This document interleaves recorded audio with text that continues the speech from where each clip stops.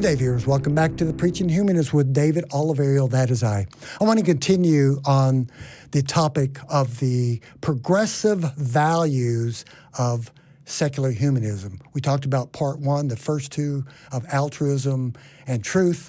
Let's talk about number 3 and number 4 today. So number 3, beautiful progressive value of secular humanism. Now remember, secular humanism is far above and beyond religion. We already talked about that in a couple episodes ago.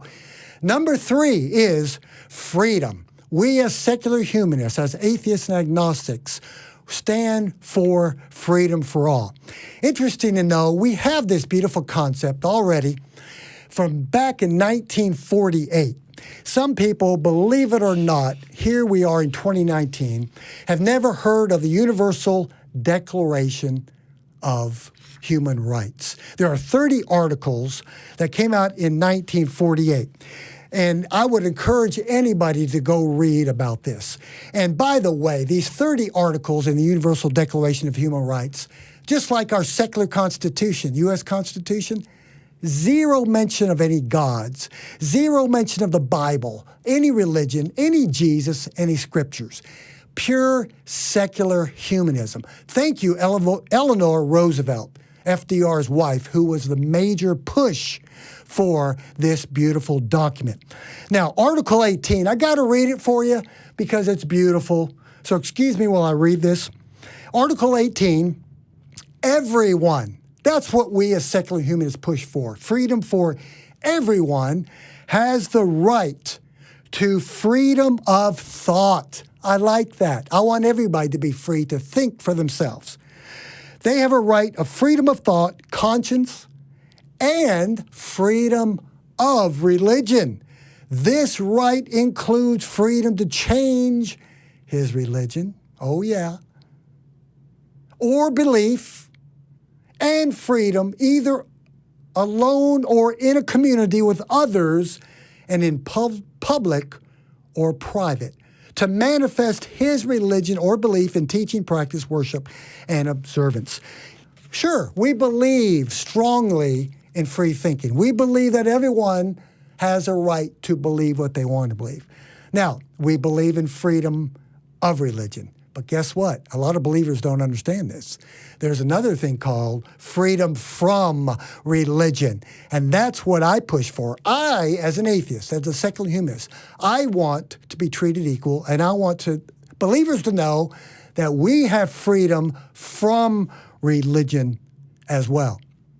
A free thinker is one who forms their own opinions based on reason, independently of all authority, and especially religious dogma and books and tenets of faith. We're free to make our own choice and to think how we want. Why? It is my mind. I'll think what I want, right?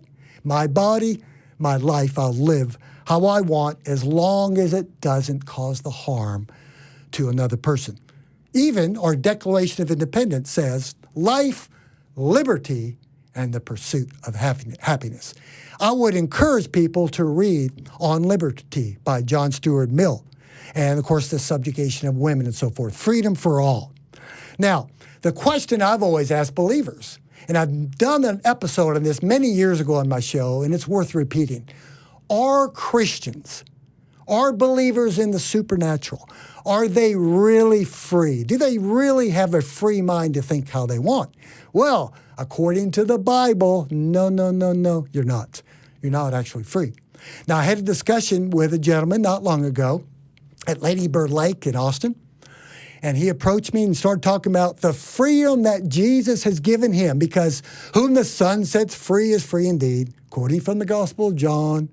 And then in Galatians chapter 5, stand fast, therefore, on the freedom and the liberty wherewith Jesus Christ has set believers free from sin. That's what they believe. That's the concept of Christianity. Well, actually, if you believe that stuff, you got to remember what Jesus said. Now, here's the thing about what Jesus allegedly said. If you're a believer, you're really not free. Because Jesus said, I don't remember where, somewhere in the Synoptic Gospels, Jesus said, sure, you're free from sin. I set you free from that. But basically, and of course I am paraphrasing, You have replaced one master of sin for another new master. Don't get too excited there. You're not going to be like those secular humanists and those atheists who can think for themselves and form their own opinions.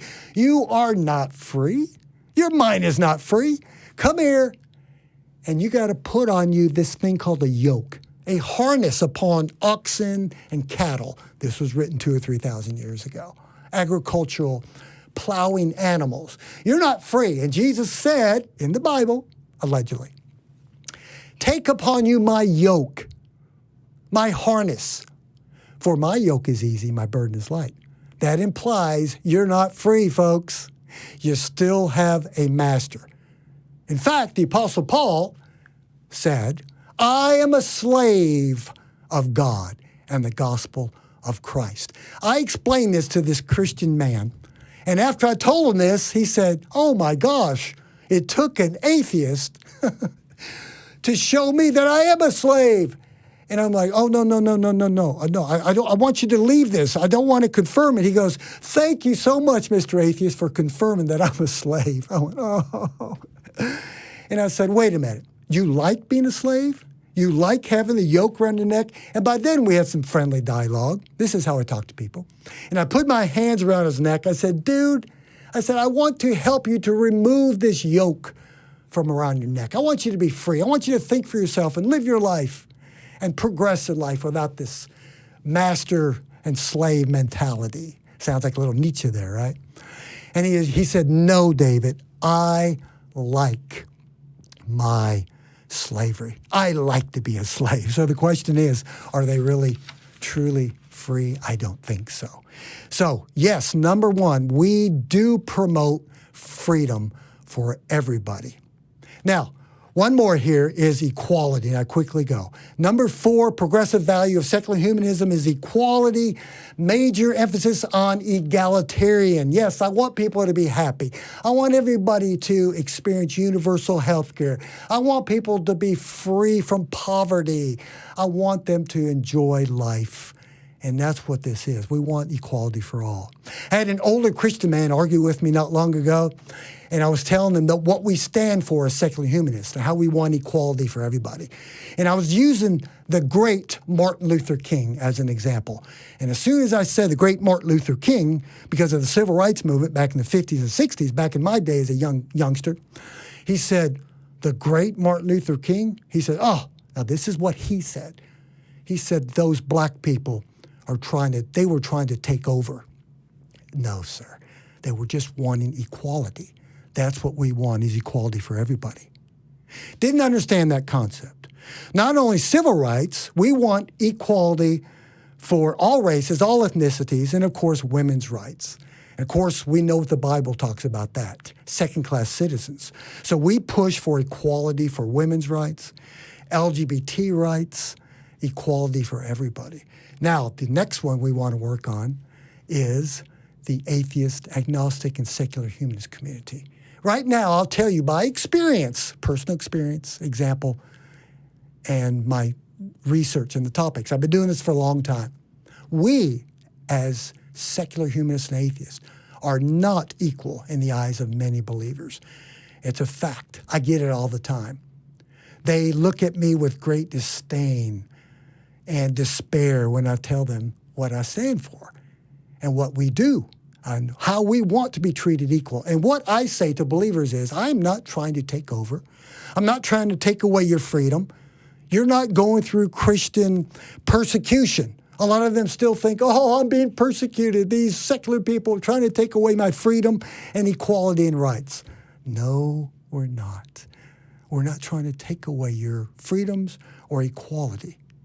That's what you think. The fact of the matter is, we as secular humanists want everybody to come to their own understanding and have the freedom to make their own choice. We all have free speech. As I tell Christians all the time when they ask me, what are you doing out here? Why do you have a table set up here? I tell them all the time, you see that group of people over there? Those are Christians. They're passing out literature. They're out here. We're out here. We want equality for everybody. And we do have freedom and equality to change the mind of other people. Believers, you have a right to put up scriptures, put up your church signs and billboards, get on the radio and broadcast your beliefs all you want. I'm not trying to take that away from you. But if you do it, I should be able to do it. Somebody want to flip the bill?